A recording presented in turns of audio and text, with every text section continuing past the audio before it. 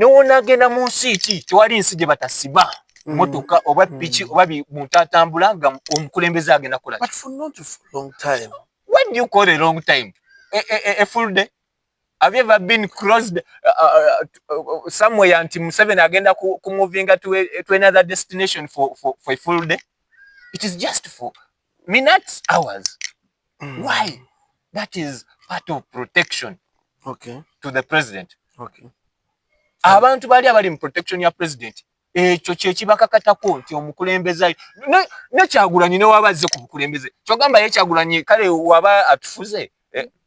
Wait man, ayagala kulembera ayagala kufuga ye. Kale okulembera bana fo wafa kulembera tafuga. Gwabadde anoonya ekifo ekyokuwummulizaamu ebirowoozo kankwanjulire The Place kyekifo kyokka wootuuka n'owulirirawo ddala emirembe. Tulinako restaurant ey'omulembe ddala efumba buli kika ky'emmere ate nga kifumbibwa abakugu oba bayite ba chefs abakyasinze mu ggwanga lyattu Uganda. Kuliko bar wing, kuno nno kuliko ebintu bingi nfofoolo, kosa ne VIP wing oba giyite corporate wing. Wano enno waliwo ka best view wewekkaanyiza ekkula erya Uganda wamma n'otegeerera ddala nti ensi yo zaabu. Tulina ebifo eby'okusulamu ate nga bizimbiddwa ku musingi ogw'ebibuga eby'enjawulo gamba nga London, Dubai, New York, Paris, California. Wootuuka n'oluwooleza ddala nti oli mu bibuga ebyo n'ebirala bingi. Tusange Matugga mayiro 12 okuva ku Bombo Road olukwata ku ludda e Kasangati awo wennyini nga ku New Broom, oba otufunira ddala oba kuba ku nnamba y'essimu noti 7 noti 4 6 4 39 oba noti 772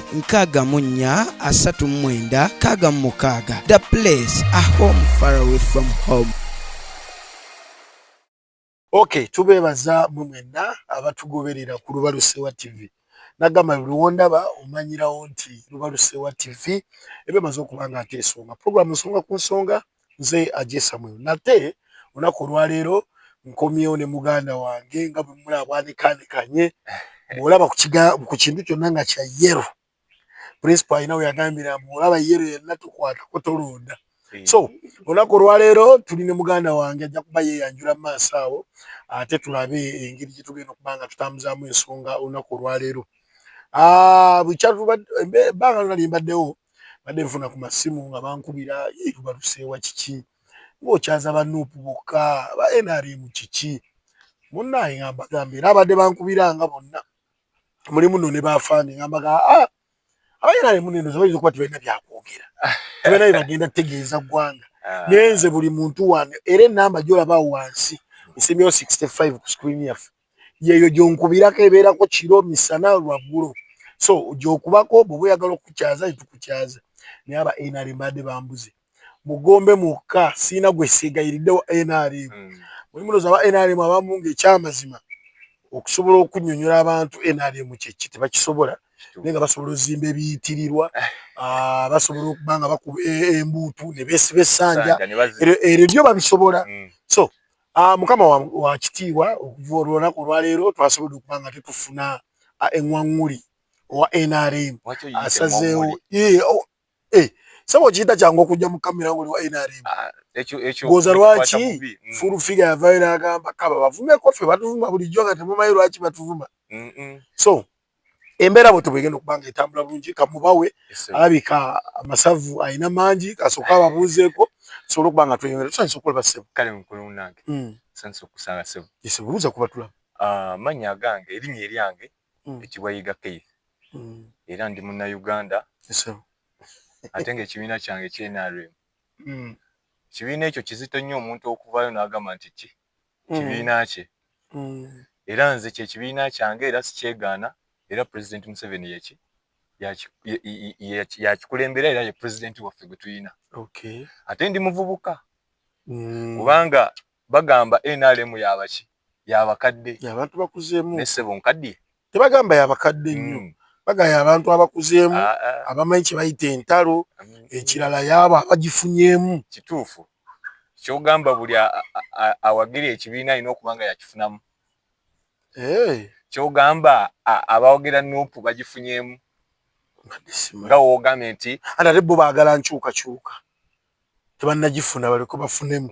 Mwami aje nga tetunabagenda mu maaso nina ekintu kye njagala olusuku Obadde okyabuuza ku bantu anti obadde ongize nti ntaanuse buuza ku bantu tuleke tutandike. abantu baffe abalungi bannayuganda mpitibwa Yiga Keith ndi munnayuganda musajja muvubuka era nga we mundaba tubaagala nnyo mwebale nnyo okujja ku nkutuguno eno kwe tujja ne tutangazaamu abantu okusonga ez'enjawulo eza politics ez'ebyobula ebintu eby'enjawulo.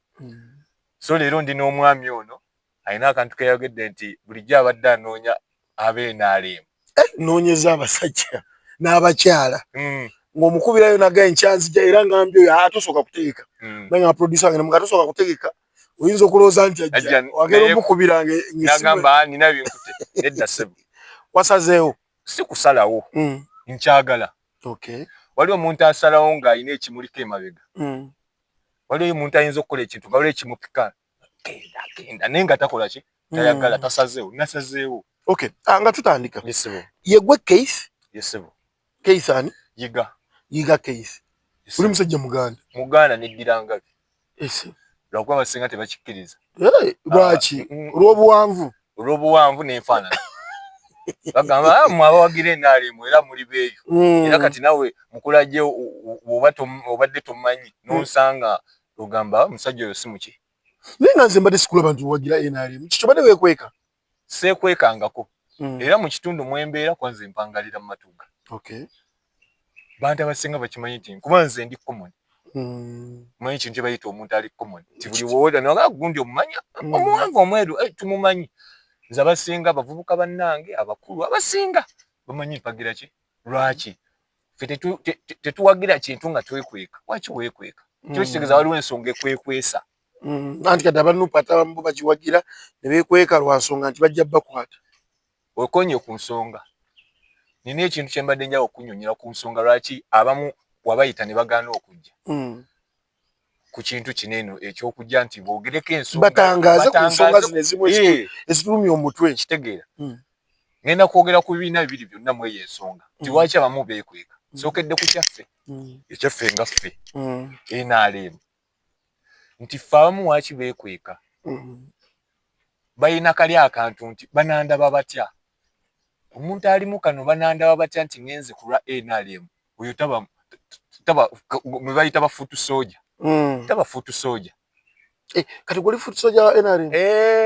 Kakati waliyo bafuutu soja ba Nuupu kati nange ntwana nti ndi fuutu soja waki omuvubuka. Mu nsi eno buli omu abaako ekintu ky'ayagala mwami aje. Katono nnyo abantu abaagala okumanya kiki ekyakusikiriza okwagala oba okuwagira NRM? Ekyansikiriza okwagala NRM mu butuufu mu kusooka nali saagala NRM ng'era oŋŋamba mwami Museveni ali wali sikola ki sirumbawo naye waliwo ensonga jjukira omuntu ng'osomyeko kintu kusomako kirungi nnyo. Wasomerako ddala? Nasoma ssebo.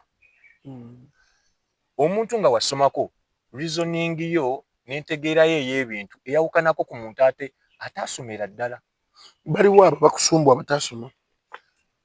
Mwami aje sijja kugamba nti gundi teyasoma ate sijja kugamba nti gundi ansumbuwa.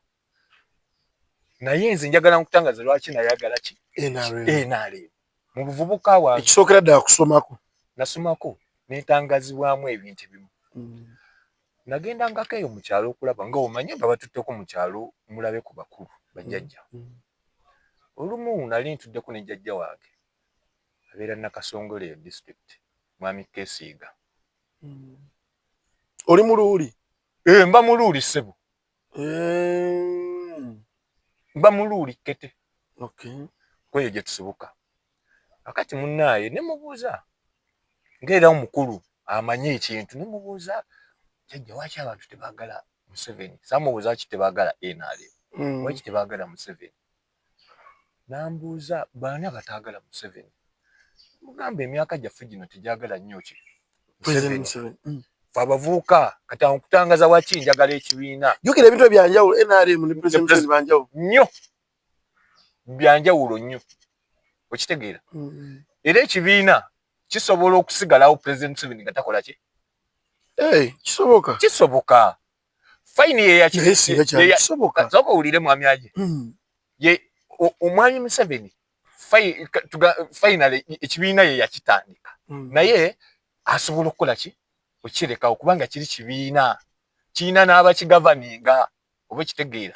Tujja otwagala kumanya lwaki oyagala owagira NRM. Ogiringira. Jajja wange ngamba baani ke kabuzo ke yasoko okumuza baani abatagala mwami Museveni. Mugamba emyaka ejaffe tejagala mwami Museveni. Yambuuza ekibuzo kyasookera ddala. Mwami Museveni yakola ki? Ansa n'embula. Mwami Museveni yakola ki?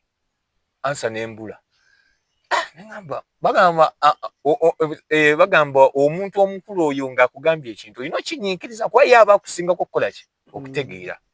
Naye wayogedde ku kyokusoma naye edda baatugamba nti eriiso ly'omukulu waddugala we walaba. Naye nga jjukira waliwo n'abakulu ate nga bakuze naye nga ate edda baali basiru. Tugende maaso. Nedda baaba. Mwami aje olimpi. Nedda. Kyogamba kambuuze mu katono. Yes. Keith. Tobeera nkawo n'ogamba omuntu n'omuvubuka oyo banne musiru. Lwaki oyogedde muvubuka? Ngambye bugambi. Kyetegeeza agenda kukula. Kubeera ova mu buvubuka okukula okaddewa. Kakati kyotegeeza nti mukadde akubuuza wamukola ki? Yakola ki? Gwagamba nti tokola ki? Tomwagala mwami Museveni. Ekibuzo. Biseera ebyo siyagala ni? Mwami Museveni. Era nga woyo biseera ebyo nga twagala Besigye. Waliwo Abesigye. Maama nayagala Besigye. Ng'oluno sinanatandika kulonda. Museveni awo Besigye waatumukira awo ojjukira waawo bbiri yaliwo wa bbiri ziwoko tuwaako. Very good. Nga njagala Besigye. Twayambala t-shirt za bbulu. Kwa yali wa bbulu. Munnaye akagamba bwe yakangamba. Akagamba kukankuwa nnyo. Era munda ne neebuuza mwami Museveni abagamba tebamwagala yabakola ki? Muze jajja wange yantuttulira nanga abaana bange temwalaba. Mwali yagadde nnyo mwami Museveni. Amakula gonna ge tulina wano eno gwe kale omulala g'ataliise makula tugatuuseko lwa mwami ki? Museveni. Makula kyago. Wano wulira omuntu ng'agamba teri ddagala mu ddwaliro. Teri ddagala mu ki? Mu ddwaliro. Enguudo mbi. Uganda omanyi obunene bwa Uganda. Amalwaliro ge tulina mu Uganda ogamanyi obungi. N'emisolo gye tufuna mu bannayuganda oyinza okumanya obungi bwagyo oba obutagimanya. Naye si gyemingi ennyo ekiri awo nti gisobola okumala buli kimu gwe kyoyagala kikole ki? Kimale mwami aje. Linda ku katono. Kyotegeeza. Nti bino abantu bagamba nti amalwaliro tegaliimu ddagala. Ekyeza gw'ogamba gandibaddemu ne mangi tebasobola kugateekamu kuba mangi. Komaawo.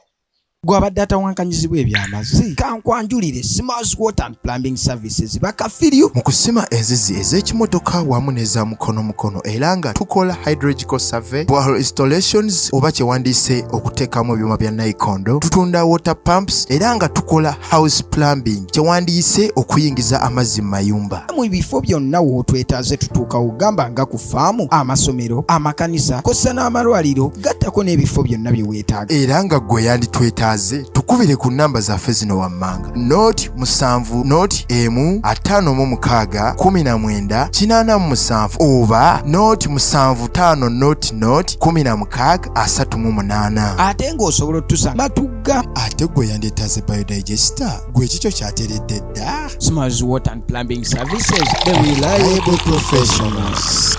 Kimale mwami aje. Linda ku katono. Kyotegeeza. Nti bino abantu bagamba nti amalwaliro tegaliimu ddagala. Ekyeza gw'ogamba gandibaddemu ne mangi tebasobola kugateekamu kuba mangi. Komaawo. Amalwaliro tetulina matono mwami aje. Ate n'ekirala omuntu akolako kye yalisobodde okukola. Waliwo ekisobola okukola ki? Okugaana. Kyogamba gonna amalwaliro temuli ddagala. Mwami aje waliwo ebintu ebimu nga tulina okuba realistic. Ate nga tuli smart. Nga tetubeera na bias ku muntu. Ekina amalwaliro galimu amadagala. Abantu balimba bulimbi. Tebalimba tegaliimu agamu. Naye si gonna. Mwami aje Uganda eno nga woogiraba. Nene. Kyogamba eddwaliro liwo linaabulamu eddagala. Buli ddwaliro temuli ddagala. Kale tugeze ffe tuli mu Matugga. Tugende ku ddwaliro lyaffe wali. ogenzeeyo bakuwadde eddagala eriyo naga munaino kubanga era ogendayo ne bagamba nyo eddagala lyabaddewo ne lyaweddewo munnayuganda omulala ajja kugamba tiwabaaki nze nali ngenzeko anti okay tugende mpola mulimu ebintu ebisookerwako mu malwaliro si buli ddagala nti balyagalamu naye mu nsi zonna ezikuze mu nsi zonna ezituuse nga Uganda boogiraba mulimu eddagala erisookerwako ng'eddagala lya malaria owulya bulungi eddagala lya typhoid erisookerwako abakyala ngaabo okunywerawo eddagala kibayita okunywerawo eddagala eddagala liri simple obulagala bw'omusaayi obwo obubazaamu amaanyi obitegeera bulungi nti mulimu agali mayina panado ebyo weebitwe abaana bano abato abazaaliddwa ba myaka 5 myaka emeka okubanga basobola okufuna first aid esookerwako ne balyoka bakusindika muganda ate agagamba simanyi kulongoosa oba biki abantu kibagamba nti otuuka mwaga amalwaliro ng'ebyo ebintu ebimu tebiriimu mwami aje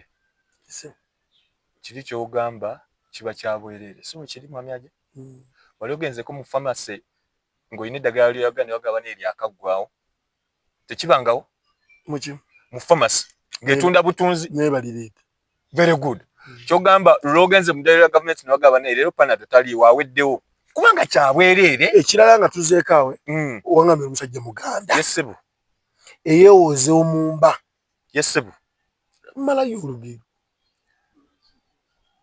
sijja lumalayo kubanga sirumanyi bulungi eyeewooza omumba lumalireyo mukyo baali bategeeza ki nti omuntu ena kasita ogamba nti kino nja kukisobola kyonna oyina okukituukiriza ontegedde kituufu mwami aje zeezo ze bayita manifesto ez'omuntu nti nojja n'otugamba mu malwaliro ngenda bikola sawa zino Robert Kyagulanyi Ssentamu mukunoonya kalulu naye manifesto ogiwulira ngiwulira owulira bulungi kyetegeeza kati bw'anajja enkya n'atuulako tajja tandika tugamba nti ate amalwaliro mangi nga bwe oli mutugamba oba ontegeera bulungi kiba tekikola ye President Museveni nga bwe yasuubiza bannayuganda bakulembera kiwulira byonna alina okuba nga abisobola ate kati nga ye ayinamu ekyenkizo nti ye emyaka oba ebisanja abikoze ebiwerera ddala awo wetuli mwami aje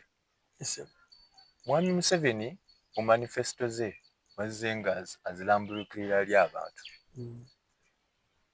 tetujja kugamba nti tabikola tulaba ennaku zino aziddamu buzzi aziddamu kituufu naye ng'ate zaali za myaka 5 giri tulaba nga ate aziziza mu myaka 5 kiba kitegeeza alaba ekyetaagisa ensonga eyo luli gye yaleeta ng'ate agikomyezzaawo ki ekizireetera obutaggwa kubanga oluusi ziba zeetaagisibwa nnyo kati tugeze mwami aje sooka owulire owulira ku nsonga y'amalwaliro tugambe akomyewo n'agamba tugenda kwongera eddagala mu malwaliro kiba kitegeeza nti ekyo kintu kyetaagisibwa nnyo bannayuganda balwala okulwala kwa bulijjo wekitegeera ate n'ekirala mwami Museveni waaba aleese manifesto ye n'agamba kino bwekiti ne bwekiti ne bwekiti kyekirina okukola ate si yagenda okujja akikole ki si yagenda okujja aleeta eddagala aba n'abantu abavunaanyizibwa ku bintu ebyo wammanga Ministry of Health Transport abalina okukola ki kati ministry weeba oluusi eyina aweenafuyemu n'etakikola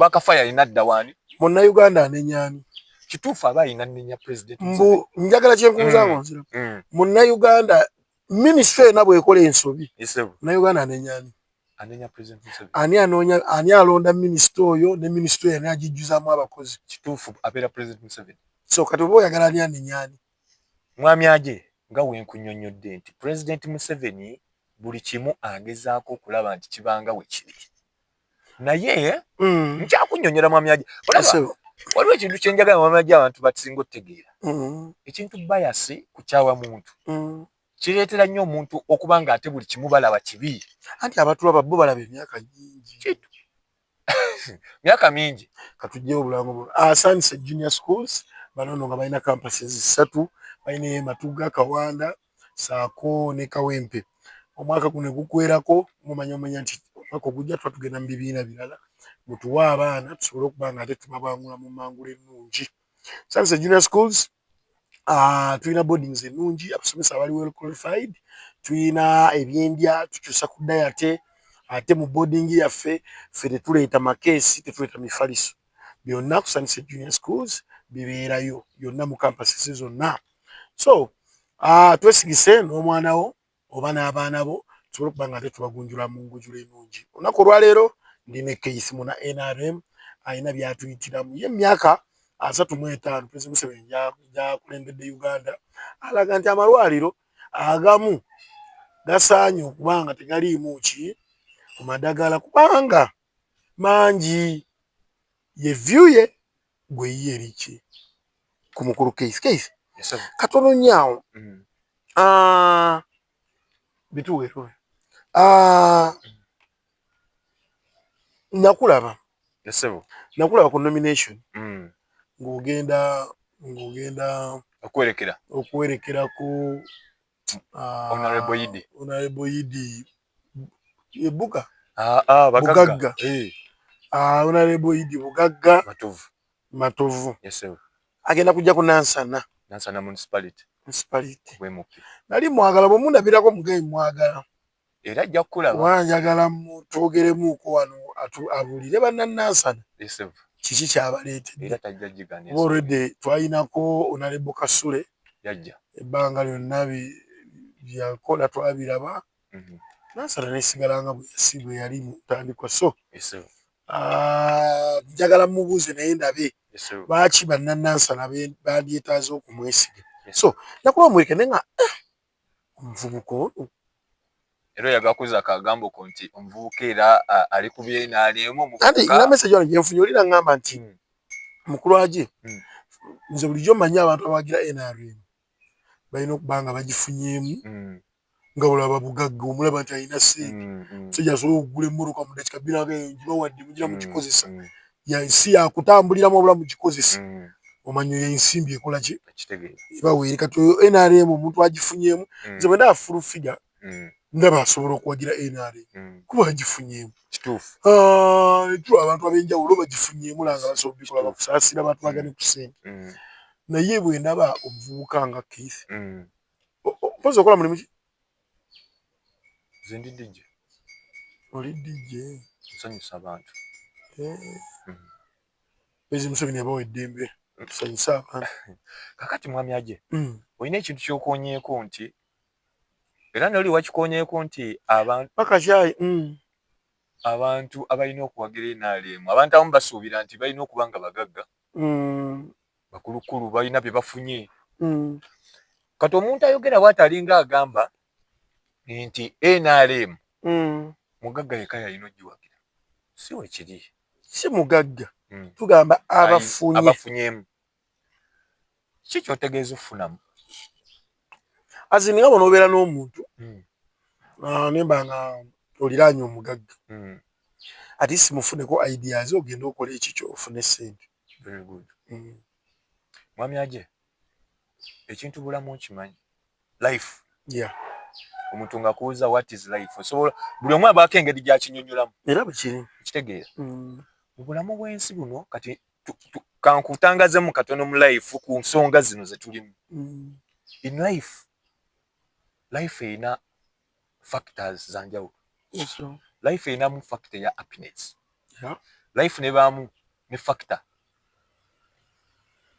eya time kitegeera ate life era nebeeramu ne factor ya opposite happiness ebeera ki sadness kitegeera nti mbulamu buno obw'ensi buli omu abaamu ekimusanyusa ekimunakuwaza mu kiseera ekitambula mu maaso tugireyo gwe ki very good omuntu wajja n'aŋŋamba Keith oli muvubuka owagira otya era abantu abasinga abavubuka bayinza okubuuza kati waliwo omuvubuka eyaŋŋamba kale nze ntunuulira omuvubuka awagira NRM aba aswala embuuza mba nswala ki kanguzeyo katono wajjajjaawo abeera nakasongola so manyi kati yasa okugamba they have this saying nze nsobola okwebaka naye anenkola which is true ate ng'omuntu kyalina okukola gavumenti eri mu buyinza yeyina okuba nga ekuuma munnansi n'ebintu bye ontegeera bulungi naye tulabye abantu bangi nga bawagira President Museveni naye bajja ne bamubbako ettaka lwategeera nti tali sekiwo onfunye bulungi nakubira RDC takwata ennyumba bali mu gikoona onfuna bulungi oyo akaseera kano kesi osobola kujja n'omugamba nti gavumenti ekuumye bulungi nti olina emirembe omuntu ali awo ng'abadde yazimba akayumba ke ng'atunda ennyaanya ng'akola kino bajja ne bakamenya ne bamubbako akataka ke naye nga bamubbako akataka ate be bali mu gavumenti ya President Museveni onfuna bulungi nga okuba essimu ne bagamba oyo takwatibwako. How can you be sikiwano gandi bannaye gavumenti ya President Museveni enkoledde kino mwami aje tugende empola ongattireko ne kano nti njagala obeera awo okubira omuvubuka ali akafaananyi kiki gwe kyoyinza omunnyonnyola kiyinza omusikiriza okwegatta ku NRM. Hello everyone, my name is Bulumba Jacob, head teacher Sunset Schools. I know you're wondering what Sunset is. This is a school nurturing children from kindergarten to primary level. We have 3 campuses here where we are, the main campus, Kawanda campus. For those who are along Bombo Road, we have one in Matuga Chirwanira, Sunset Matuga campus. Then when you go to Kawempe, those near the town, we have Sunset Junior Schools, Kolumba campus. There are many schools in Uganda, and you must be wondering why should you pick Sunset. When you come to these schools, what do you expect? One, quality education. There are many schools there that are trying. For us, we are out of trial. We are now proven. Children are excelling year by year. So bring your child. Excellence is a guarantee. 2, we equip children with the skills in computer management. We teach them ICT. We have swimming lessons. Formerly, this was just something done for leisure, but now it is a sport. So you have swimming competitions. Children are trained how to swim, and they come up when they can compete at world level. Come to the feeding. Gone are the days when children could be disturbed by how to feed and what that. For us, we feed on a balanced diet. Bring your child, you will see. 3, we are raising a child holistically in this dynamic world. There are many challenges here and there, so we train them to encounter them. When we come to religion, you bring a child according to your various religion, you groom them, they grow and they are God-fearing people. Onto that, we have come up with sports. Leave alone nowadays, today we have moved to the modern fields. If you can pay us a visit, we have play areas where children can exercise and have the best. Tell you what, come to MDD. Formerly, children were dealing in mines, but come to Sunset. Children are learning how to play the various musical instruments. This can become a job in the future. So come to Sunset, have your child helped. Nti njagala obeera awo okubira omuvubuka ali akafaananyi kiki gwe kyoyinza omunnyonnyola kiyinza omusikiriza okwegatta ku NRM. Very good. Badde era we mbadde naatera okwagala tugende ekiyinza okuleetera omuvubuka okumusikiriza okujja mu ki kale naawe ekyasikiriza kati soka tumenyeza eri ensonga gy'oyogedde ku by'amataka byaki nti omuntu anyigirizibwa batuta akataka ke biki mwami aje kyekiri kye nagambye ekintu bayasi n'obutaagala muntu bwe kiba kizze oluusi oyinza obutakiyimiriza eri omuntu mwami aje olaba TV n'olaba mawulire ensonga ezo woba ozeekanya bulungi abantu be bazze ne bataasa oluusi ku mataka bo nga tebaboogerako ng'abadde azze n'agamba baatwala ettaka lyange n'owulya nti minisita yavuddeyo waliwo minisita ayamba nnyo ku bantu ku by'ettaka Minisita Mayanja waliyo minisita omulala ngenda mujjukira mu kugambe ayamba nnyo ku kintu ky'ettaka oba ekitegeera nti ekyo wakittwa tebakireeta ne bakyogerako. Minisita tulina babiri, tulina minisita Mayanja state minister mulandizi mu by'ettaka, tulina owekitiibwa minisita Nabakooba. Very good. Komao yakulira kitegeera waki tebajja ne bagamba minisita Nabakooba waliwo omwami gwe bali batwalako ettaka yamuyamba. They appreciate that. They are very good. Why should they not appreciate only that? Waki bajjayo kinene kyokka binene ebiralalalawo no ate yalemererwa waki kino oyagala ono akaaba tumuleke tugende ne bali bokka sigayi muno bamuleke waki we babeera kinene bakisiimye waki tebadda ne bagamba no bajja muyamba Lwaki ate basigala bakyakuba ekigaanye? Ati bagenda okuba ku masimu nga balaba oli ate yatutte munene. Era bamala ne babayamba ku by'ettaka. Ate mwami Ajje ekintu ekyo kinyonyerezeko nnyo ku mawulire. Bayambye nnyo ku bantu ku by'ettaka. Kuba ne President Museveni yakyogerako tajja kugumiikiriza muntu ayagala otwala ettaka ly'omuntu. Yogera ng'enseekula. Ku bwereere. Teriyo omuntu gw'atwalidde mataka ge. Okitegeera. Mu ggwanga Uganda. Gye bali.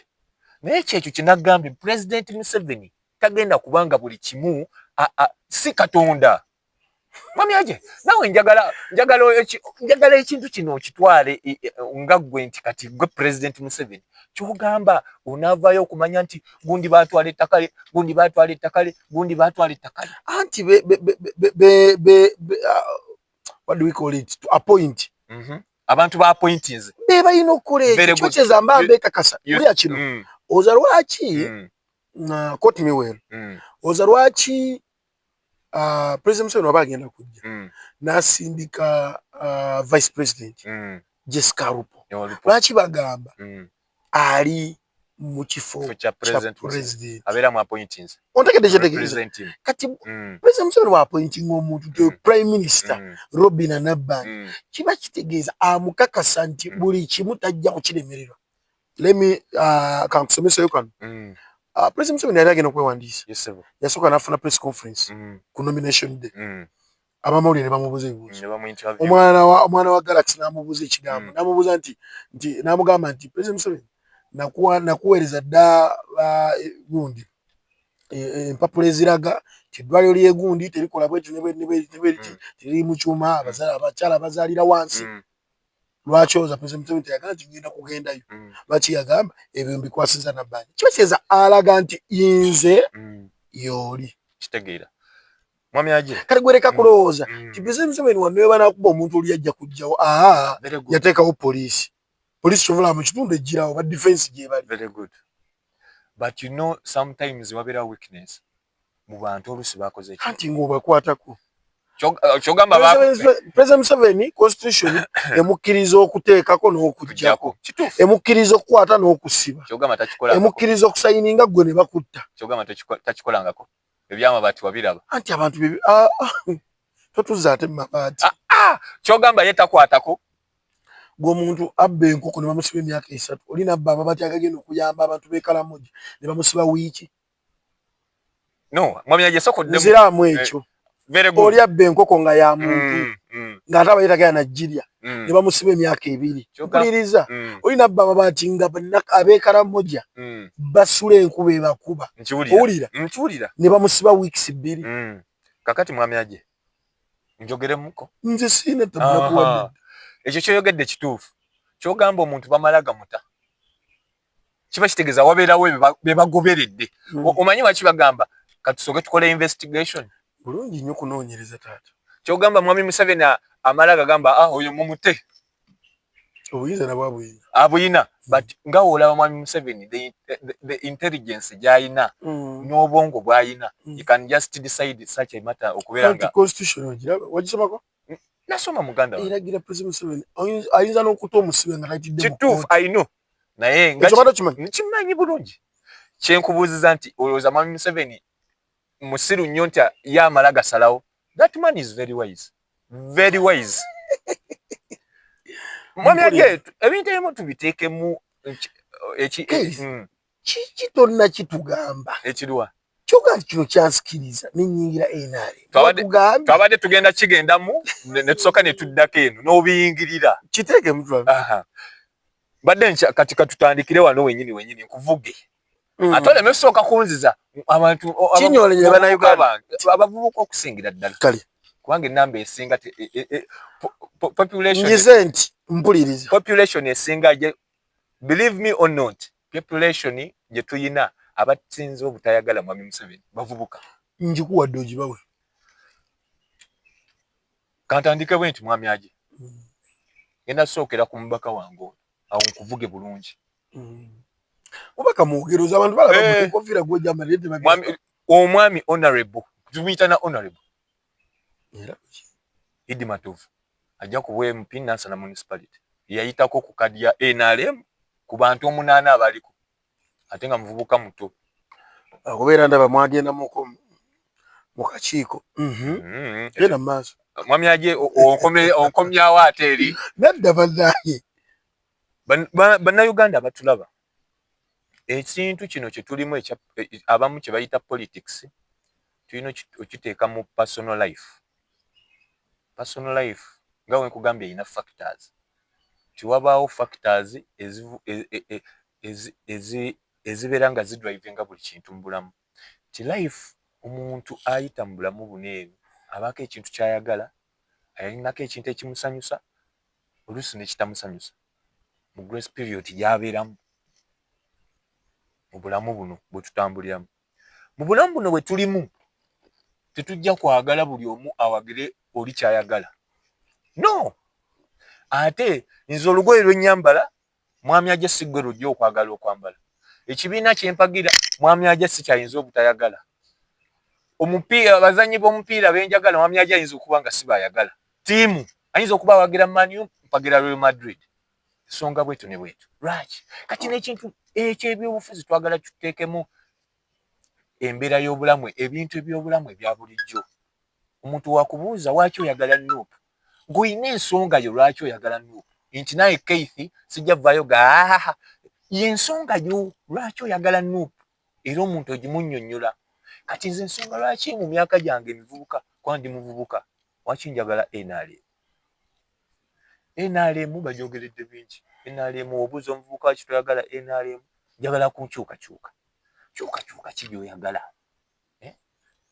ng'eddembe erisinga oliyina wano osobola okugenda mu bifo ebisanyukibwamu n'ovaayo ku makya osobola okutambula luli twalinawo kye bayita kafyu takyaliwo nsi mmeka eziyina ebintu wano mu Uganda bye tulina naye nga tubifunidde ku mulembe gwa President Museveni kino kibagamba nti abantu bafunye mu President Museveni kyo bamwagala nnyo era bye basinga omwagala kati nze President Museveni ndi mugagga nnyo nti yampa ettaka yampa ki mwagale just nina ensonga zange lwaki njagala President Museveni era ze njagala okutangaza abavubuka naawe oluusi oddeyo weekubiriza ogambe naye Museveni ki bias gye muyinako yaki tegeera tulina okugyawo ekintu kya bias n'obutayagala naye ng'omuntu wakubuza omuntu waki tomwagala you don't have a specific reason to lay out to that person lwaki President Museveni tomwagala gaggo omuvubuka ate kati abavubuka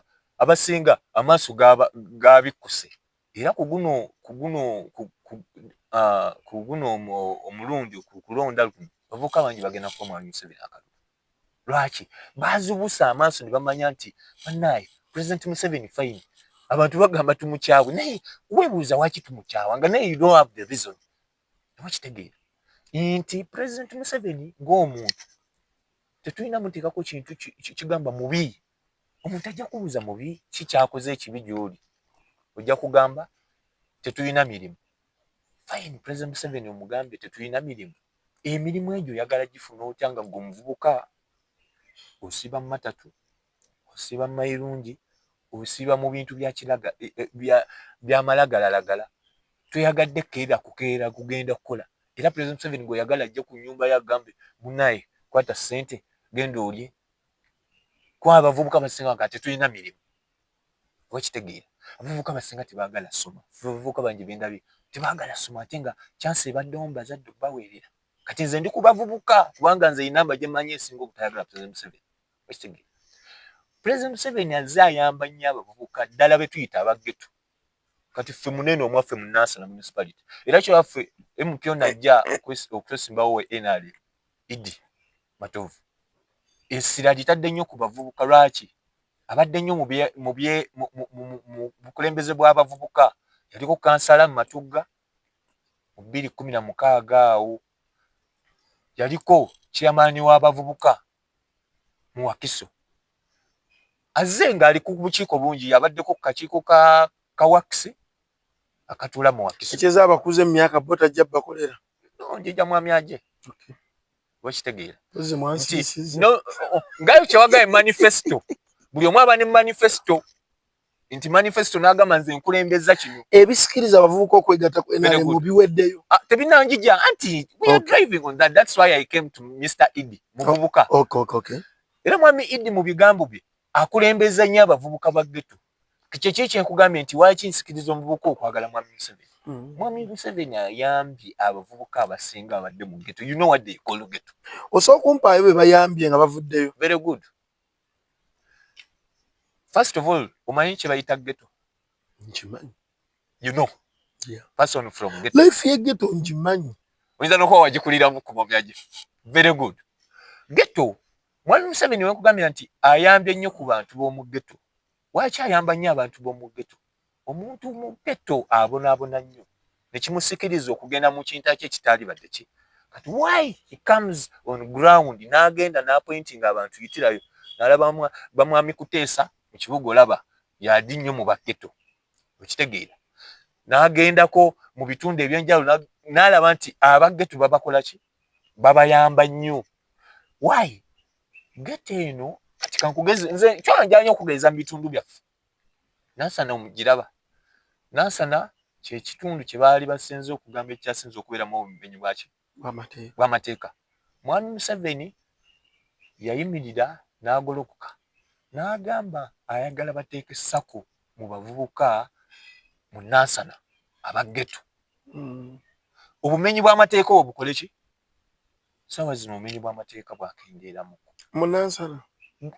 Kyenkugaye bwakendeeramu kuba abagenda bakikola ki? Kambuzeemu. Obumenyi bw'amateeka okubumalawo olina kuteekamu ssente. No, si kyekyo gavumenti n'okuteekamu ssente. Sako ebyetegeeza. Sako fine kiba kuteekamu ssente. Nesi si kugamba nti gundi kwata. No. Sako, do you know what they call a sako? Yes, sir. Bwe bafujjirira ssente zisobola okuyamba ekibi. It's all about money. Very good. But you have to teach them. Kyogambe okukola bagenda kukola batya, not to give them money. Kati kankuwa example emu. Nze singa nalina opportunity. Nze sikiza seza PDM. That is nothing. Parish development. Teyina kyekola. Gwe bampa abafunye akakadde tubaleete wano. Wakadde kaswadde okulabirira enkoko 100. Bw'oba ali olunzeko ku nkoko. Twazirundako ewaka. Nikujjukira nizibalema n'obbalema. Kiki mutaasomba. So, kiki egamba? Yekira byono imazeeyo. Asinaba. Nti president okubanga giving out money it's not good. Era tulina muvuka kugenda kujja mu ghetto. Avuka banji tubala era oluziba kwasako bwati genda mu bia genda mbya kunywa na kulya bibi. Mwami aje. Tebaba wa sente genda mu bia. Mpaayo. Sako zimanyi mwami aje. Sako tebakuwa sente tebateeka sente mu sako muntu genda kujjayo za kunywa bia. Bateekayo sente something you represent. Yeah, nenga jukira bazikwaseera omuntu. Bwe bagenda kulunda nkoko. Era sente zaabwe bayino zinkwasa. Kyokka PDM ze bagaba kakadde bwe mutebakamungatula. Naye tekubaako terms and conditions. Baali bakoze eki. Kati kankubuuzemu ekibuuzo kimu. Okulaga nti waliwo ebintu batalondoola mu gavumenti ya President Museveni. Baleete ssente z'emyuga. Olwo aliwo omuntu akyazirina. No. They gave them 70 million, 50 million, 30 million. Gwe mpaayo esaazi bugoyizo zisaba nga azirina. Ate nga zaali sako. Kituufu. Mwami aje. Ezo sente z'ogamba zonna bakola follow up. Era mwami aje sokoleka lindako katono. Weba tugenze empola. Naliko nga bawugaba ssente za PDM ze baasindikanga ku simu. Nafuna mpeze emyuga. Njija. Kansokere kuzineza currently. Nagende Gombe. Sente ezo nga abantu bazifuna. Naye nga baali tebanabba wa sente ezo. Basooka bateeka kubaga bannaye sente zino ozitwala nesi zagenda mu ki? Ekigambo Keith nyago kitegeere okwogera n'okutuukiriza byanjawulo. But they make some follow up. Okumaking have they ever returned that money? People will return because they when? Wait. Togera kuza PDM. Kuba ez'emyoga zimaze emyaka kati 10. Very good. Soka tumayize ki? Kati eza PDM. Ekiseera baya abasooka nga bakomeza wakakaddaako. Sokoleke. Nakyo ogamba tewali baakakomezawo. For more money. Mwami aje. Yogera amazima. Kyoga wali abatazikomyangawo. Bazireeti batulage. Mwami aje. Give me that receipt. Kyogamba kubola boti. genda ewa tisi kuba be balina records akuwa amanya gaba bakomezaawo mwami aje tosobola kungamba nti sente zonna zanti wali n'omu yali akomezaawo tebazikomyangawo and you don't have to tell me tewali n'omu yakola yakola bwe ebintu ebiri mu proper way byandibaddeyo biti singa essaawa kati nga baafuna sente bandibadde kati bazikomyawo nga baziwaata abantu abalala they are seeking for more money bali mu kusaba ate President Museveni sente endala ate bagabire abantu anti abataafuna okyali kyegamba kitegeera kati President Museveni singa yakwatanga miliyoni tugeze 5 n'azibawa nga miliyoni ezo 5 bwe zigabibwa abantu bazizza niyo banga President Museveni takyaleeta sente endala nga zo zibakola kizibetuuza kyenkulaga nti eyo project nfu olabe nti yandrivinze yanjije ku kintu kye twabaddeko kiri katanziza mu PDM no gwobadde ongamba naye nkunnyonnyodde obadde kuyidi sente nonzizaayo bwali mu bavubuka ekubuuza nti abavubuka banaakola bokka banaakolako bokka no si banaakolako bokka it's part of his gunde ekiri mu ki manifesto ye nti nakyakitunuulidde nnyo now okumanya am getting you wangambye ekimu ku kyakwagazisa President Museveni kafuyu takyali si kyeŋŋamba mba ntandika ensonga zake you drive me back to your own n'ogamba ekirala mwami aje n'ogamba ekirala mwami aje abantu tobawabya n'ogamba no mbogenda mu bife bizanyikirwamu nga tewali akukwatako babuuzaako banyabwe bassebo yenze Lujja Properties and Real Estate Man mbatuusaako emirimu egy'enjawulo amataka amayumba oyagala nnyumba yakusulamu oyagala kuzimbira oyagala nyumba ya kupangisa byonna Lujja Properties ebikola tusenda amataka tutunda amayumba agawedde agapangisibwa gwenna ali eyo nga wandyetaaze poloti newebanga okutandikira ku miliyoni 5 naye tugikutuusaako okutuuka waggulu oyagala nyumba ya miliyoni 2 oyagala mizigo gya miliyoni 3 oba gya miliyoni 5 zonna tuziina tukira ba Lujja Properties bakutuuseeko emirimu egyo n'ogamba no mbogenda mu bife bizanyikirwamu nga tewali akukwatako no ekyo nakirese mu ngeri ya ddembe kati kitegeeza tonnatuwa bintu byakusikiriza kati tonjira bwe nti leka mmalirizeeyo nabadde nkyali ku nsonga eyo muvubuka that's why mbadde nnoonya omuntu wa NRM nga ebyokwogera tebabiina kati wedda okuba we nayogedde wedda njogera ku bya no bimpe ebyakusikiriza ebigenda osikiriza abavubuka okujja mwami Museveni ompulira mwami aje senti buli omu agenda mwagala abamwagala abavubuka kati njogera ku bavubuka lwaki njogera ku bavubuka nakikunyonnyodde population esinga teyagala ki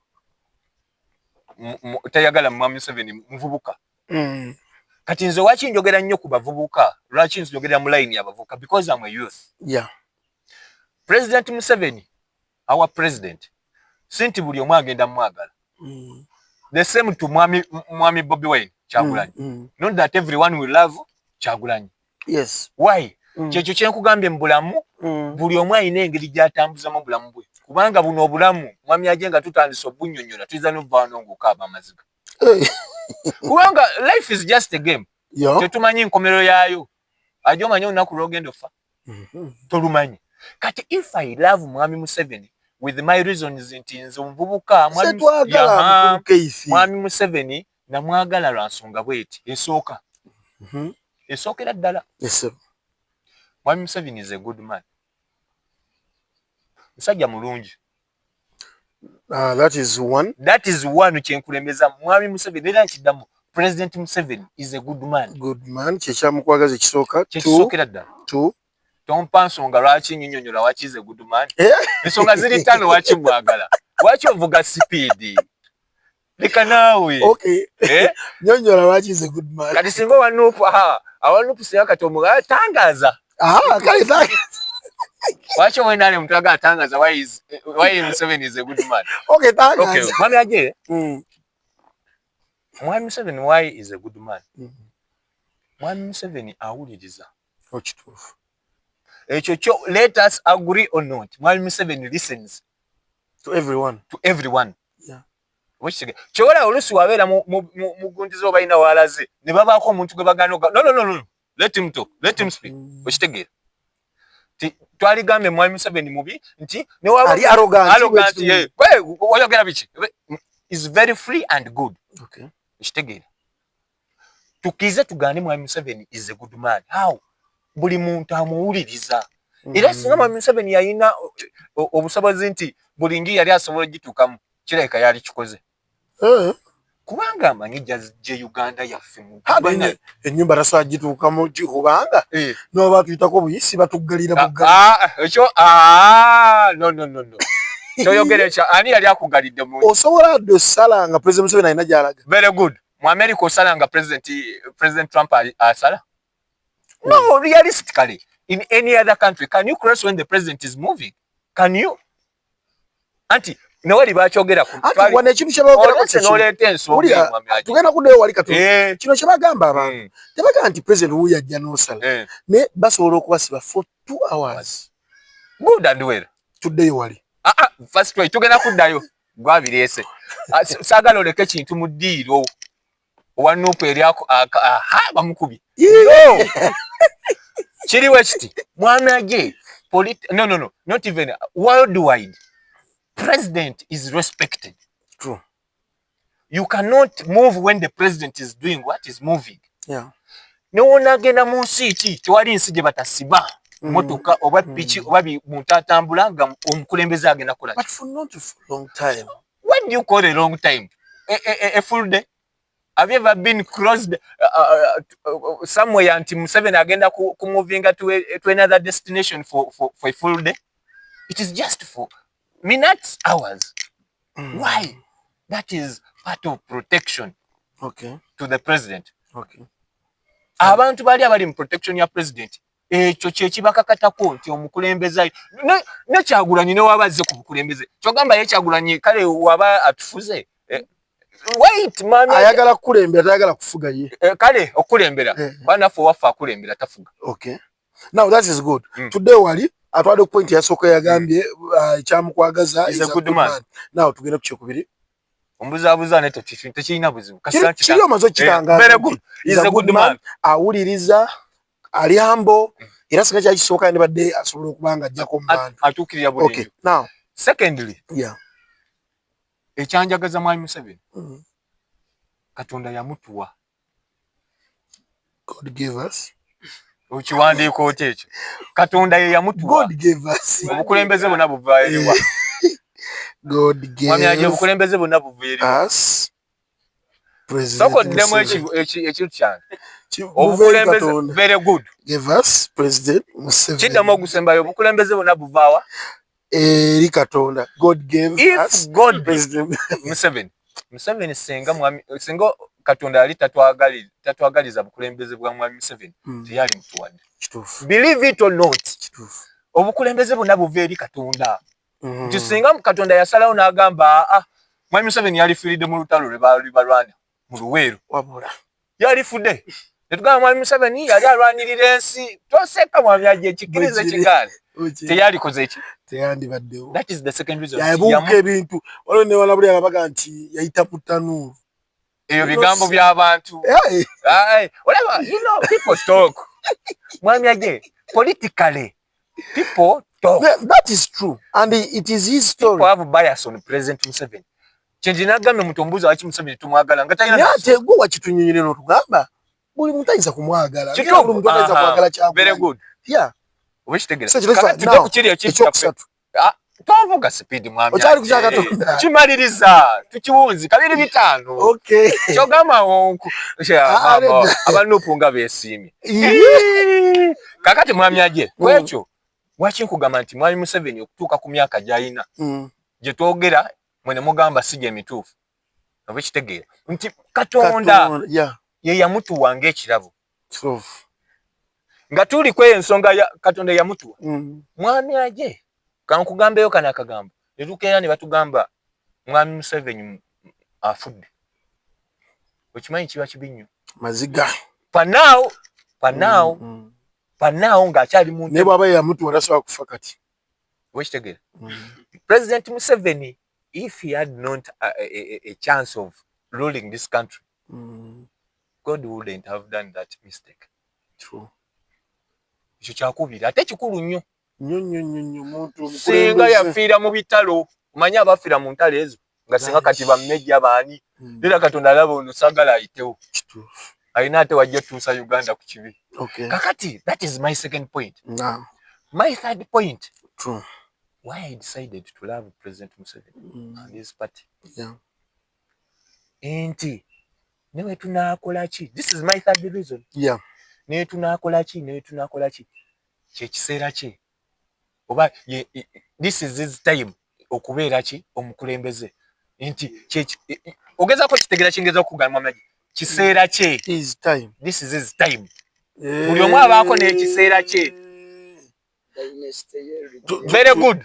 Tumuwe tukitwalenga dynasty nti. Nabonoga nti omuntu ayina embaga ye bali mukujimira kwale muleka anyumirwe. Mwami aje nedda. Mwami aje. No. Bonna. No. Kiringanga kanku example. Ogamba omuyimbi Chameleone. Yaliko. Kino kiseera kye. This is his time. The regime of President Museveni. You know, and it still is time. Museveni singa kiseera kye ate biwandiike mu butuufu bwakyo. Era mwendiko. Okitegeera. His time. President Museveni yaliko. Kyanjagaza Mwami Museveni. Kiki ekiseera kye era yaliko. Tukimulekere. Sijja kwagala muntu ataliiko. Kakati kankujukira wayagalanga Besigye taliiko. Okitegeera. Okay. Lwaki mba njagala omuntu ataliiko? Nze kyawala nagamba abantu. Nze buli mukulembeze ajja gwe ngenda naye. Ask me why. Why? Kyekiseera kye. Noona akirwanisa, noona akola ki? Bali bakiyita mu Luganda. Ebirobye. Very good. Ali mu birobye. Okay. Let me add that. Ebirobye. Kitegeera. Inti wali ali kyenasoose kyanze ebintu byange bikuwambiva. Nagambye is a good man. Ebiro. Kama yamutuwanga ki? Kirabo. Kakati kiseera kye gwe kyoyise mu Luganda. Ebirobye. Okitegeera. Inti omuntu yenna mu kiseera kye nga kiseera kye n'onakola otya nga God decided. Kyeki kinagamba nti no Mukama yamutuwanga ki? Tosobola kukola ki? Kimenyawo. Believe it or not, President Museveni ng'ekiseera kye tekinaba kuggwako. Tajja kuvaawo. True.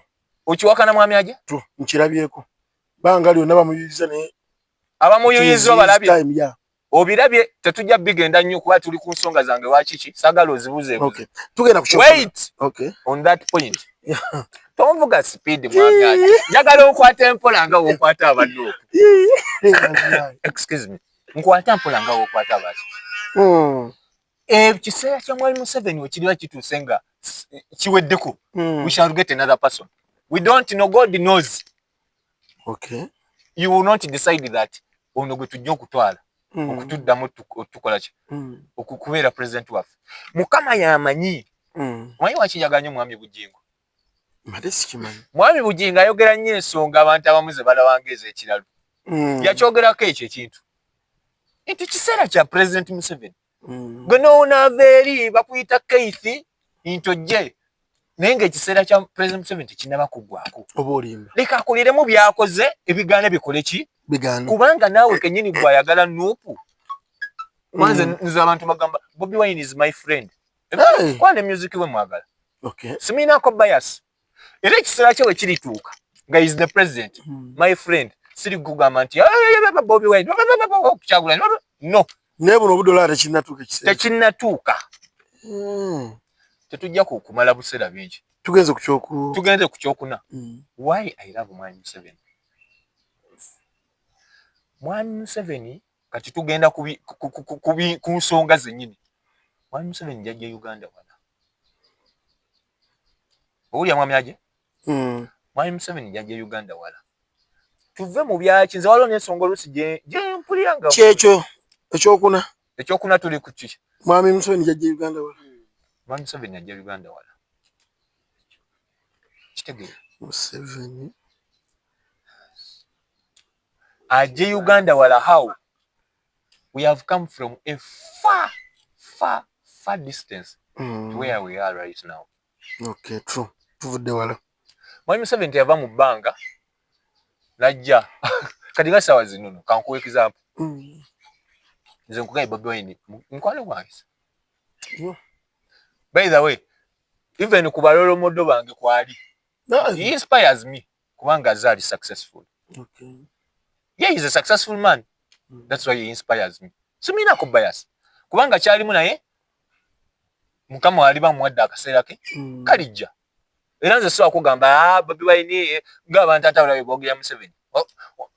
Gwe kugambidde nti President Museveni, people should love President Museveni atujje wala atagumiikiriza bingi.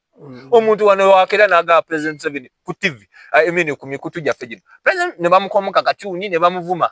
Where can you do that in another country? Where can you really do that? Kyongamba abantu abamu balina okubeera just ebintu ebimu omuntu tomwagala ebimu jjukiramu ebirala. President Museveni okujja ku ntebe teyamala gajja ti najjabuzi gyavudde omanyi nti yasuukira mu ki mu ttanuulu. Kale gwe kyoyita ttanuulu mu kulwana ekyo wakyesibyeko nnyo nti yayita mu ttanuulu. That's a true story. Okay, fine. Yalwana naye ng'alwanirira baki?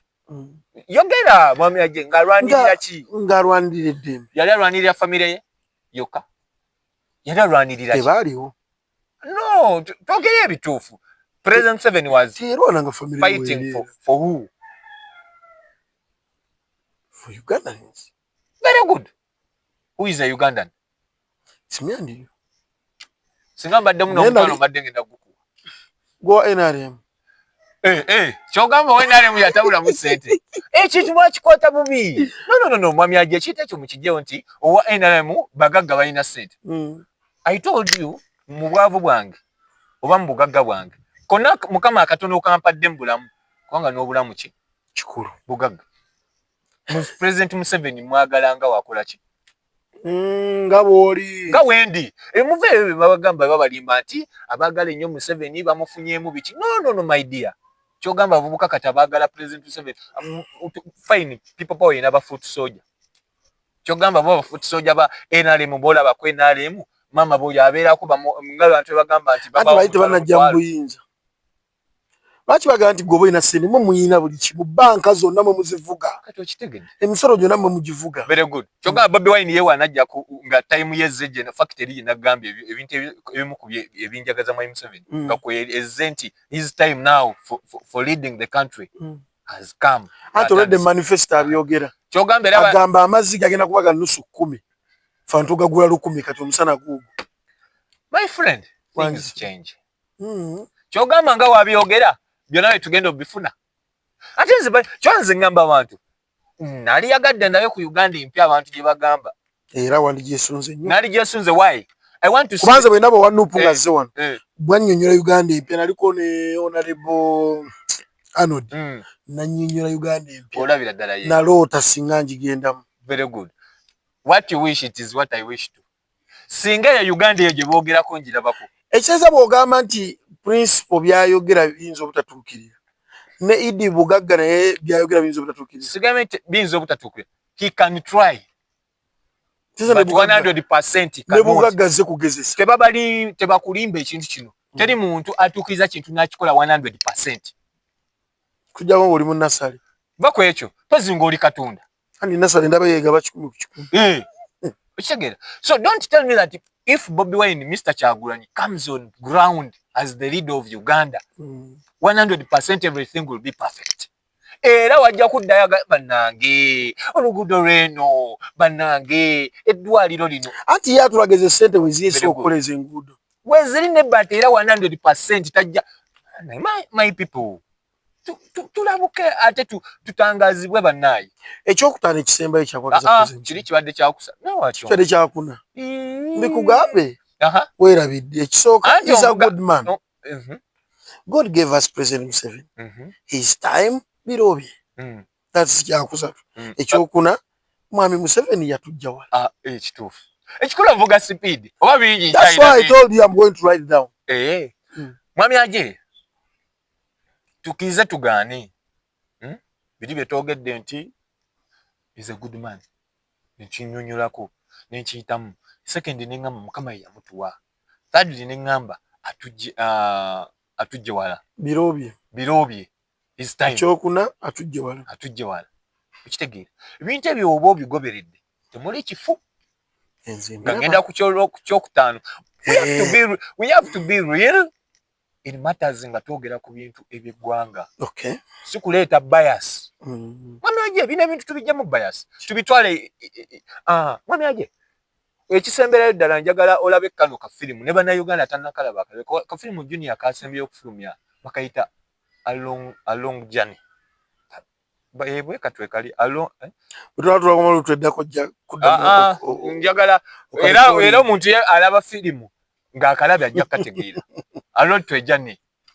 along road to journey we katwe kali ka film kali ke kandeetera ku kisembayo ekyokutaano why I loved Mwami Museveni kale ka film kalimu abantu bateekawo ekintu abantu balamage naye nga temumanyi gye mukola ki gye mugenda kukoma ne baagalako omuwanguzi ogwo omu naye mu lugendo mulimu factors nyingi teri waliwo speed gye mutambulirako ogikendeeza ofa bakutta wekitegeera olaba eyo firimu ekulaga obulamu abantu bwe tutambuliramu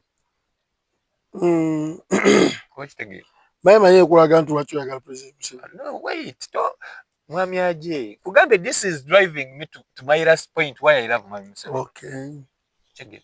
Nti abantu bayagala ofuna sente nga balina bingi nnyo baleetedde bajje mu kazanyo ako naye nga amanyi nti wennemererwa ngenda kufa wekitegeera era omu yekka ye yamalako naye nga abasigadde baziba batta buki nga n'oba oyagala okweyamba weyamba nga chances esatu okutta tezinaba kuggwayo bawanga chance oba opozinzemu mu kutambula nga bagamba wabulayo chance weti weziggwayo ng'obadde weeyamba bakutta naye ate ng'era bategedde obadde okola ki so in life we have to believe that life has to move the way it is buli omu alina engeri obulamu bwe gye bukola ki gye bulina otambulamu nti ffenna tetumanyi nkomerero yaffe mukitegeera Mwami Museveni tamanyi ntuuko ye Bobi Wine tamanyi ntuuko ye gwe tomanyi ki ntuuko yange buli kimu engeri gye kitambulamu bulamu leka tukitwale nga wekikola ki nga wekiri kubanga buno obulamu bwe tulina otambuliramu kati yenna ajja n'agamba saagala Mwami Museveni saagala Kyagulanyi saagala gundi aba n'ensonga ki n'ensonga ye n'ensonga wakyakola ki okay malayo ensonga yange esembayo oba obadde olina kyongamba kyekyo kyennyini so obutamala budde my last point why I love Mwami Museveni Mwami Museveni bintu bingi abantu bibafunye ku mulembe Mwami Museveni gwakola ki believe it or not many things zita achievements tewemenya many achievements kankuwe esookera ddala akulembera nuupu yennyini omanyi sente zalina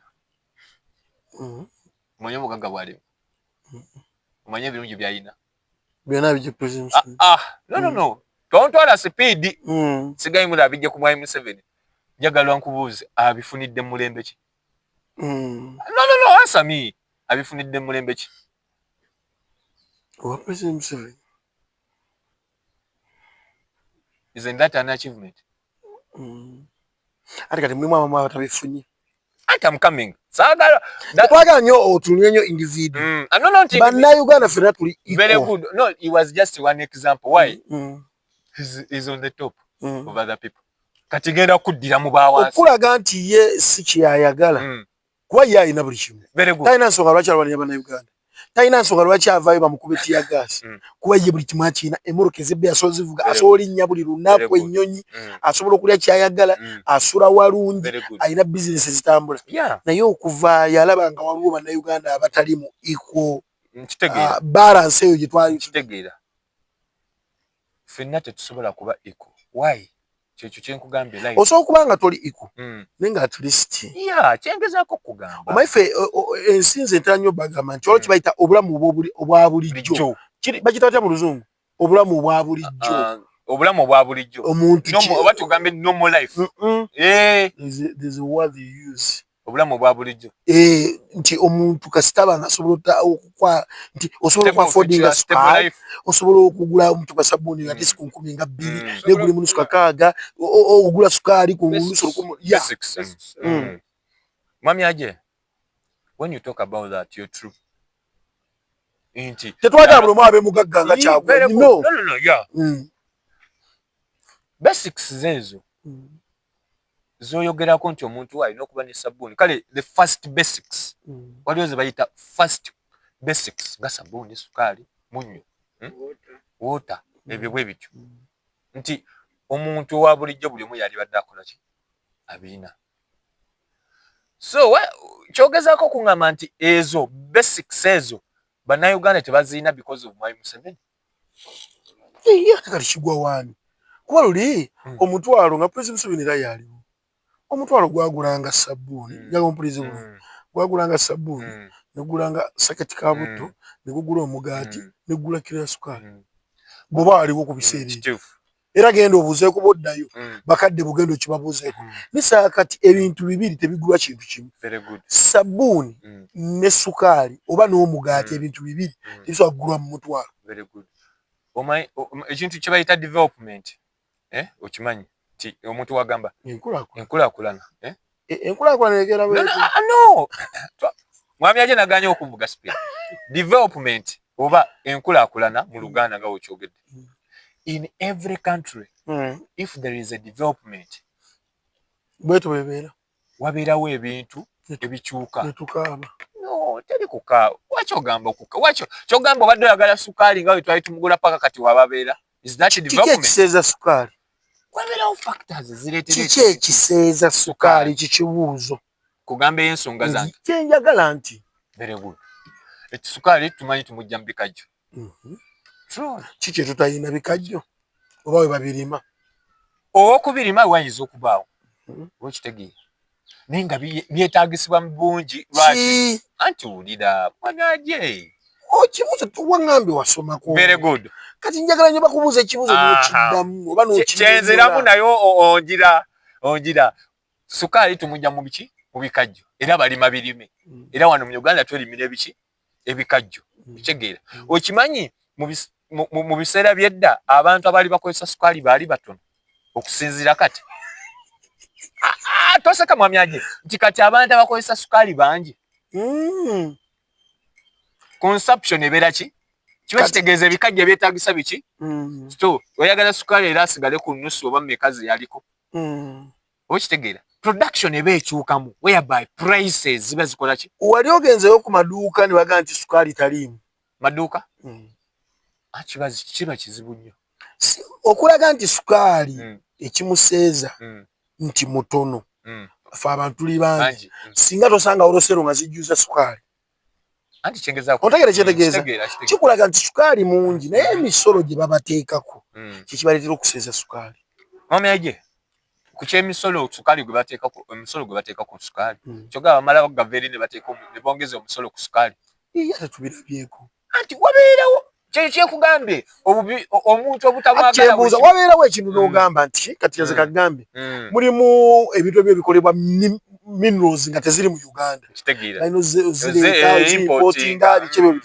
naye mbuuza kiki kye bayimportinga ku sukaali mwami aje kiringa bonoŋŋamba nti tomato sauce bamuseera ki kye bayimportinga mu tomato sauce mwami aje kuba buli ekikozesebwa mu tomato sauce kiri wano kawe bukebe bwe bamupaakingisa oba ontegere bulungi obadde okimanyi nti nno kati ze kagerezeko ekintu kimu obadde okimanyi nti sigala gwe bayita supermatch yali mulungi nnyo naye ng'ava Kenya naye nga waataano n'ekikumi naye bwe baleeta owa Uganda nga sina mulungi naye ng'ate wa 2 kanembuuza kiki tobako baali bamujja gundi ani Abu Dhabi no are you getting yankufuna nkakwekira kimu kiki ekireetera esaaka kituli mu Nansana municipality kiki ekireetera mu Matugga okubanga tetulina mazzi nga tukyalina amazzi g'emidumu nga tulinga abali ekapeeka what causes that nga amazzi matono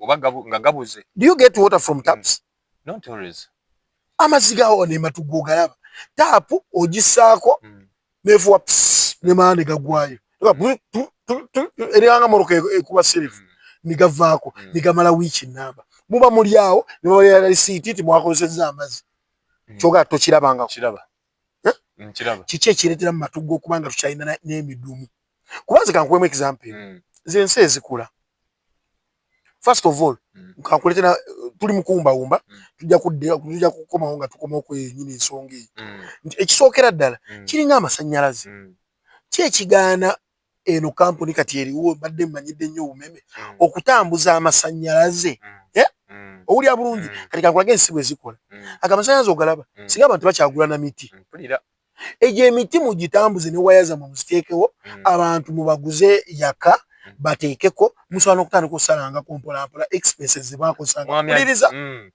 kyekimu ku mazzi ki ekigaana abaawo otambalaba ne gundi weeri wali bagiyita batya offices zaabwe lwaki tebatambuza amazzi negabeerawo ne every time every day tetulina mazzi now at this time people are paying 1K to get a jerrycan of water naye nga awo ono n'omugambo oti ati President Museveni mulungi nga n'amazzi agagula 1,000 mwami aje ekyo kitwale ku muwala akola 3,000 aweereza emmere mu woteeri mwekino temukibala atambuza emmere ya 10 meka the whole day alina okugulako amazzi alina okugulako sabbuuni takyaliyo n'ow'1,000 era bw'ogula ow'olukumi ono sabbuuni ono gwe bateeka mu mazzi n'agomba n'abanga aguze omu naye gwe bayita white story omulungi tukyasobola mugula 1,000 mwamejje nga tuwumbawumba bwe tujja okuddira awo ngenda kukubuuza akabuuzo kamu n'abantu mbajjukize nti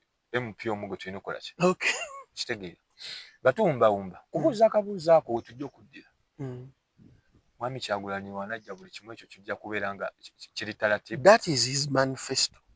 Ne President Museveni bwe yali ajja byonna yabyogera lwakuba nti tetwaliwo, but when we look back in history tulaba byayogera even in 2000 was it 2000 what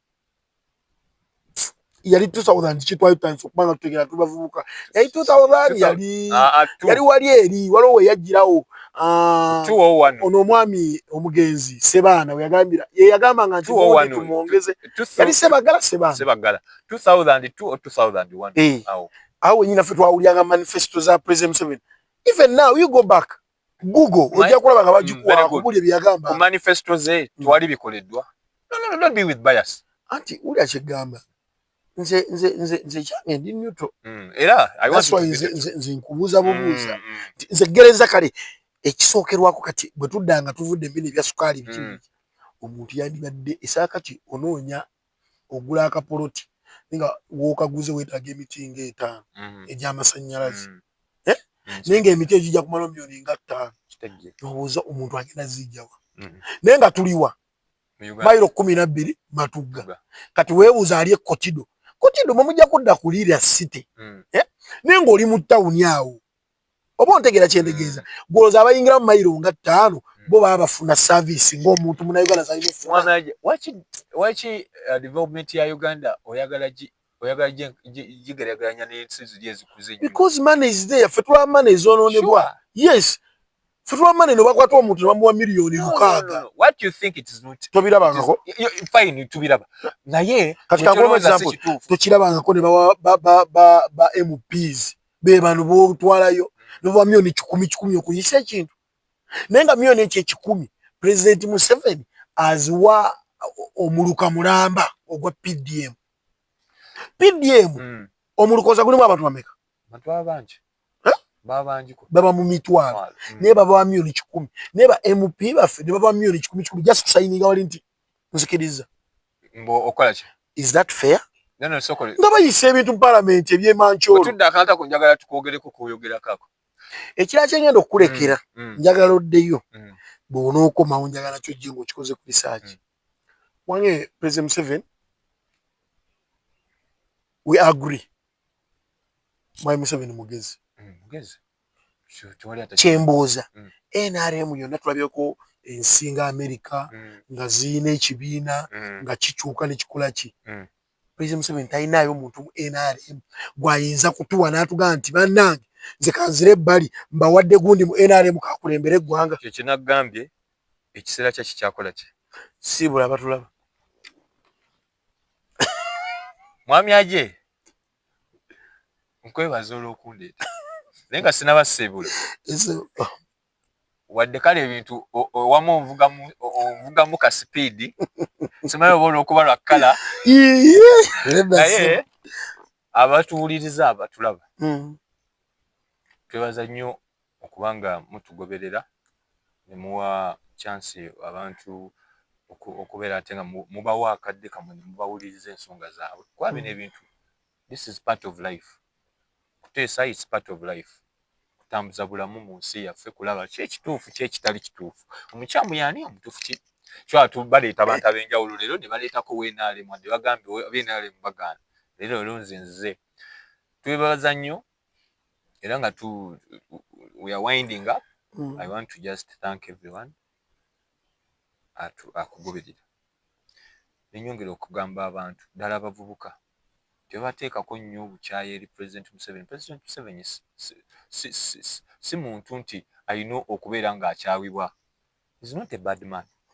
Kintu ekyo tulina okijjawo bannaaye okukyawa President Museveni ddala mu bavubuka buli omu ayinza okuwa ensonga ye naye ensonga nga tannagikuwa sooka oginoonyerezeeko ddala omanye nti ddala ki. So in brief obukyayi tetubuteeka nnyo ku mwami Museveni.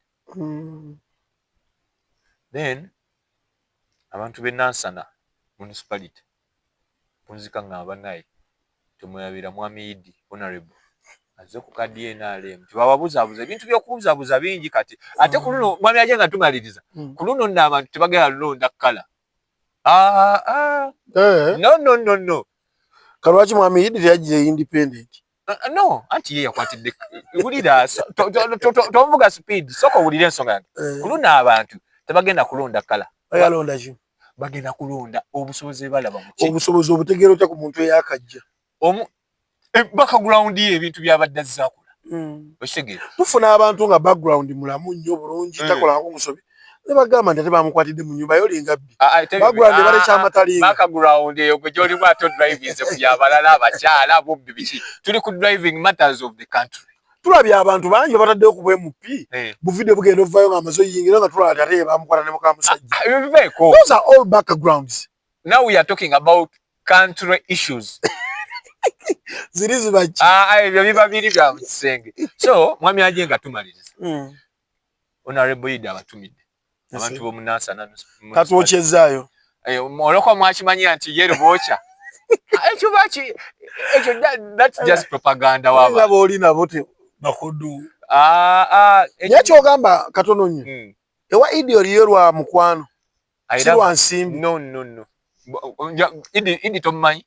Njagala omunoonyeeko mubuuze Keith oyo takwagalako ssente mubuuze wakamuwomeka. Era bimu as a person. Era nga tuzze mazima genda omubuuze oba yeyanoonya nanga akanoonye Keith. Yamunoonya mga I love you as a person. Toyinayo muntu gw'oyagala as a person noga this person mwagala. Kati so mwami Idi mwagala nga muntu. Era tubasaba bannayuganda abantu b'omu Nansana municipality abalondera mu Nansana. Mwami Idi mumujjukiriranga ddala. Kuba muntu waffe bakuba leeri simanya azaalibwa eri yakulira eri nti atazze kwaffe nti kwasaba akalulu okubeera emupi. Ebyo tetujja bigenda mu nnyo size ensonga ze tubaddeko. Endowoozo zitegedde. Teweebuzaabuza. Agamba oziwulidde. Waki ensonga egira ogaayagaaya ono. Ogambye akola Sagala, I'm not going to be specific, but let me just bring it in another way round. Tetujja kubeeranga kwa ye Idi, mwana akulidde wano Matugga waffe. Waneno katalema. Tumumanyi people know him. Naye gwe omuntu from nowhere noja noga gwe nolowooza ati kati Keith mbadde mu Matugga ne kakati kangende Masaka nnoonya akalulu k'obwa MP. Gana ebintu ebikwatagana ne Masaka tobimanyi bulungi. So abantu bwe ate tebatubuzaabuza. Tomuntu aveeri siga nkugaye I'm not going to be specific. Akitegedde akikoze eki akitegedde nti obudde eri Nakasongola obadde gwe mutuuze weeyo gye bakuzaala byonna ebisinga ebintu byo bibadde egyo gwe nojja ate mu Nansana municipality nti osaba kulabeko n'abaana ate nga bambi batuuze ku kyalo naye nga ate bakozi babikolera. Okay, sibula batula.